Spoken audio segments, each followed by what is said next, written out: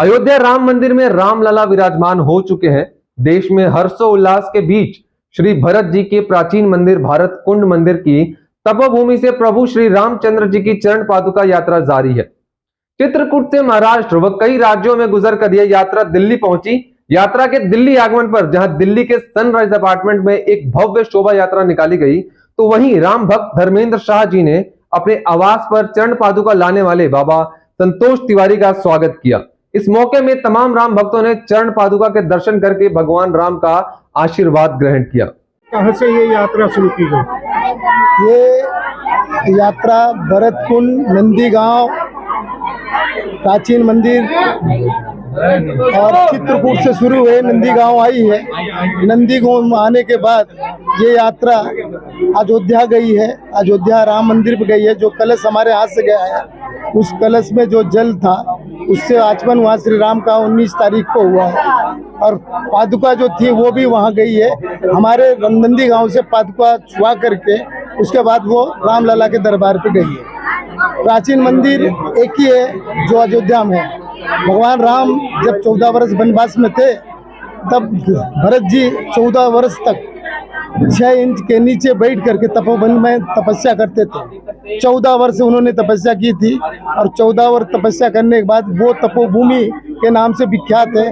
अभी भारत सरकार ने उस तपोभूमि को, उस भरत कुंड को, ये बोला गया, माननीय मोदी जी, माननीय योगी जी ने ये बोला है कि भाई अभी पूरे अयोध्या का विकास होगा। राम मंदिर तो बन गया, भरत मंदिर की तैयारी शुरू हो गई। भविष्य में नहीं, अभी 2-4 महीने के ही अंदर माननीय योगी आदित्यनाथ ने पिछले नवंबर में 19 तारीख का आकर के पूरे मंदिर का निरीक्षण किया। निरीक्षण करने के बाद उन्होंने बोला 52 एकड़ में ये नंदीगांव मंदिर बनेगा।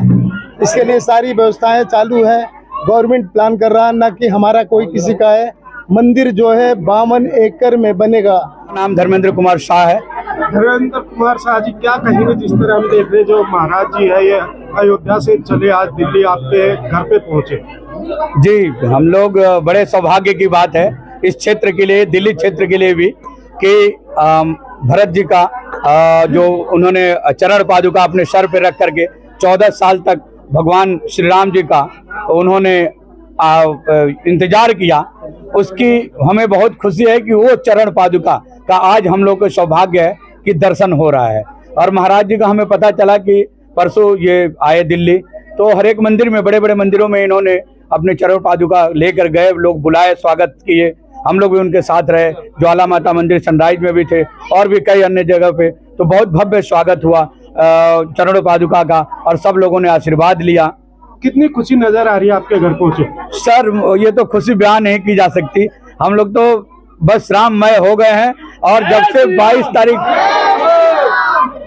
तारीख को जो अयोध्या जी में प्राण प्रतिष्ठा हुआ, तो मैं यही कहूंगा कि जो भी लोग हैं, भक्त लोग, नहीं भक्त है वो भी, पूरा हिंदुस्तान का पूरा विश्व सनातनमय हो गया है। और मैं यही कहूंगा, मेरा एक मिशन है कि मैं यही चाहता हूं कि हर एक घर में सनातन फैले, सनातन में सब लोग जिएं, सनातन की कला को देखें, सनातन की कला में रहें और पूरा विश्व सनातनमय हो।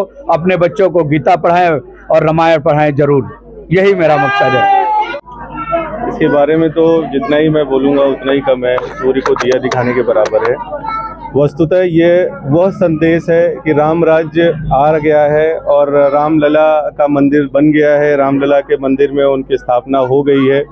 तो भातृ प्रेम जो है, किस प्रकार भाई से भाई का प्रेम हो, जिस तरह से भगवान भरत जी ने उनकी चरण पादुका रख करके 14 वर्ष तक कुंड बना करके 6 फीट जमीन के नीचे लेट करके तपस्या की और पूरे धरती का जो राज्य था, उस समय अयोध्या सम्राट हुआ करते थे, तो वहाँ से वो चरण पादुका, यही चरण पादुका राज्य कर रही जो आज हमारे सामने है, चक्षु के सामने है।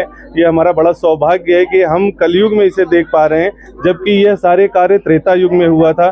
तो एक बड़ा संदेश है हमारे बाबा संतोष तिवारी जी का। सौभाग्य की बात है कि आज दिल्ली में ये भरत कुंड अयोध्या से चरण पादुका चल के हमारे घर धर्मेंद्र शाह जी के घर पे पधारी हुई हैं। और आप देख सकते हैं कितनी भारी संख्या में पब्लिक है।